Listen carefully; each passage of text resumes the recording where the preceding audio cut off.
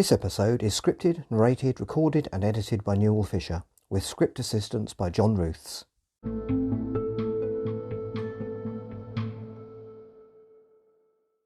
Hello, and welcome to the Watership Down podcast episode 62, in which we will be analysing section 4 of the 1978 film, The Chief Rabbit.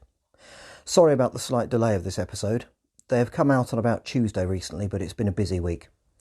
This is also the first episode to use the incredible technical innovation of an external mic rather than just the inbuilt mic of my smartphone. I hope it makes a difference. I've been having a fascinating conversation with a listener in Finland by the name of Leah Makla. Sorry if I massacred your name there. One of the most interesting subjects was about the experience of reading Watership Down in another language. For example, in Finnish, the gender of characters is less immediately obvious. One result of this was that she assumed that Silverweed was a doe. I've also been enjoying the comments by Sean Higgins on the YouTube channel. Among many other comments, he has provided the following correction, which needs quoting, regarding chapter 21. Quote, "You said that the title of the chapter comes from a quotation in the book that no one actually uses. Not so. Fiver said he would tell a tale for Ella to cry when he described the history of Cowslip's Warren after Bigwig was released from the snare." End quote. Well spotted, Sean. He has also sent me a copy of a Watership Down radio play produced in 1982 by the Australian Broadcasting Company, for which I'm very grateful. I'm sure I will have a lot more to say about this in the future. For now, I will just comment that this is easily the most faithful dramatisation of the original book I have come across, though with some quirky exceptions, such as Bigwig being a captain at Sandalford and Holly a major. Also, the escape down the river test is told intriguingly as a flashback, and I noticed the flirtatiousness of bucks and does was dialed up a bit. A harbinger of the full-blown romantic rabbits of the later TV series, perhaps? It also features most of the stories of Ella in some form, which are very well told, using a mixture of narration and dramatisation, and its slightly dated radio play style did not detract at all from my enjoyment of it. A great find. Thank you, Sean. I will add this to the Watership Down chronology, and will eventually go through it over a few episodes before moving on to Tales from Watership Down. I'd like to look into ways in which fans of Watership Down can access this production, as it was a fascinating listen. I'm also certain to mention more of what Leah and Sean have said on other subjects in future episodes. These conversations are a real eye-opener, and welcome to the Owsler to both of you. So then, on with the episode.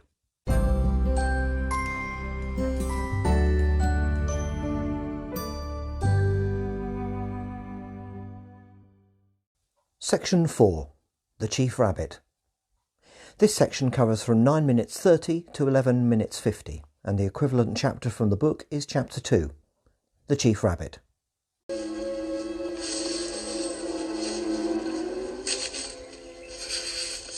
Hazel? It is Hazel, isn't it? It is. What are you doing here? We want to see the Chief Rabbit. As the music dies away, Hazel and Fiver approach a rabbit we immediately recognise as Bigwig, who is seemingly on duty guarding the Chief Rabbit's burrow. A shortened version of their first conversation from the book follows, in which we learn that Bigwig seems not to know Hazel well enough to immediately recognise him. In the background, Blackberry and friends appear as they try to listen in on the conversation. Once again, this is new to the film. Another change from the book is the interruption of Captain Holly, whose manner is very harsh compared to the way he acts in the book, even when trying to later arrest Bigwig and Silver. There he at least remains polite, until Bigwig attacks him. But here he's obnoxious right from the start, distractedly telling Bigwig to send Hazel and Fiver away between mouthfuls of grass. He even interrupts Fiver's attempt to explain why they need to see the chief.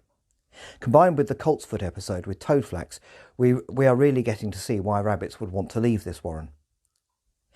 Bigwig demonstrates why he might not be ideally suited to this Owsler by being gentler with the visitors. It seems strange that he is able to just tell his Owsler captain he will handle it, but this is what he does, and nothing more is heard from Holly, for the moment. After being easily persuaded to let them see the chief and telling them to wait, Bigwig dives down a hole, and we hear his voice muffled saying, quote, "Excuse me, sir, these two outskirters have asked permission to see you. Is it all right if I bring them down?" End quote. He reappears in the hole, a little comedically I've always thought, and tells them to come with him. In the film, he says he will probably merely get his ears chewed off for doing Hazel this favour, as opposed to the full decapitation he anticipates in the book. Hazel and Fiver go down the hole after him. We cut right as Dandelion, then Blackberry, lead the group listening to the hole to try hearing what is said.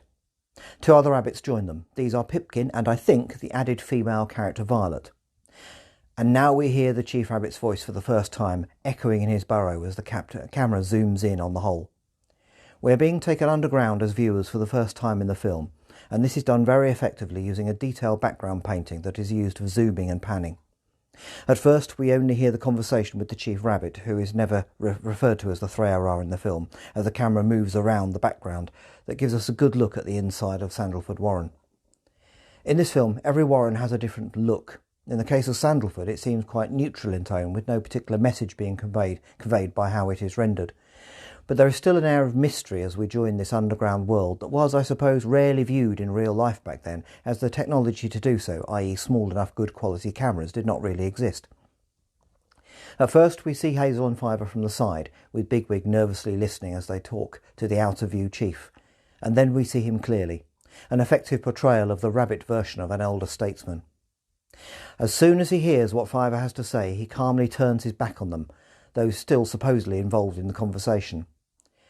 This action is accompanied by what I'm going to call an oboe-based theme that seems to reduce the gravitas of the chief by emphasising his ponderous physicality. Basically, it emphasises how he is old and a little past it. Their conversation is again faithful to the book, but truncated. The shot of the chief's foot stretching that I've used as the image for this episode also seems to be a subtle expression of his power. Ostensibly, this is just an old rabbit stretching an arthritic foot, but the combination of the claws appearing, with Hazel and Fiver right behind them, as well as the chief saying, "What ought we to do?" seems to me to point to another subtler meaning. The chief of the film, as in the book, has already dismissed these two upstarts, but his intentions in the film are even less friendly. In a wonderful example of the subtlety of the animation, we see Bigwig realising how this conversation is going, shaking his head and turning away as he realises how much trouble he may be in. We cut away briefly to a curious Blackberry being warned off listening at the entrance to the burrow by an angry Holly. In the book, the Threarar gives a lengthy explanation as to why leaving the warren is impossible. Here it is truncated. Fiver's panicked reaction causes him to have a kind of fit in the book. Here he just runs away crying, "We can't wait." Then we see the subtle annoyance of Hazel at being misnamed Walnut by the chief again. As Hazel follows Fiver out, we get one of the bonus scenes of the film only hinted at in the book, as the clearly embarrassed Bigwig tries to creep away, but it is too late. The chief wants a word, knowing full well that Bigwig is trying to creep away, and in the film we get to hear what he has to say to him after he has to call him back a second time. Quote, "What was that all about? Your duty as an officer is to protect this burrow. Those two lunatics had better be watched." End quote. This is a good example of the difference in Owsler culture in the Sandalford Warren between the book and the film. In the book, Hazel and Fiver are of no consequence as mere outskirters, and they are free to leave for all the chief cares. It is only the Owsler members who get into trouble. But here, the two brothers are a security concern. This is our first clue that the Sandalford of the film is a little more like Ephrafa than in the book. As Bigwig's dressing down continues, the camera once again explores the interior of the warren as a subtle trumpet theme begins to play that implies the beginning of growing tension. It is a good example of how subtle brass music can be, contrary to its usual image, as anyone who plays in a brass band will surely attest. Hazel and Fiver are now in the sights of the Sandalford Owsler. What will they do next?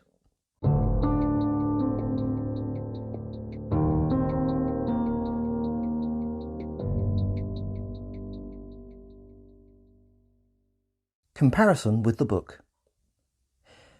This part of the story is basically a summarised version of what happens in the book, only with an added sense of menace not yet fully realised.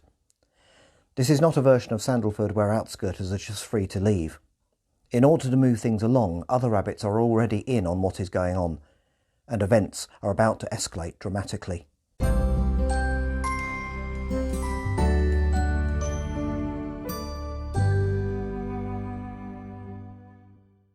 Next time, a large group of rabbits try to leave Sandalford Warren.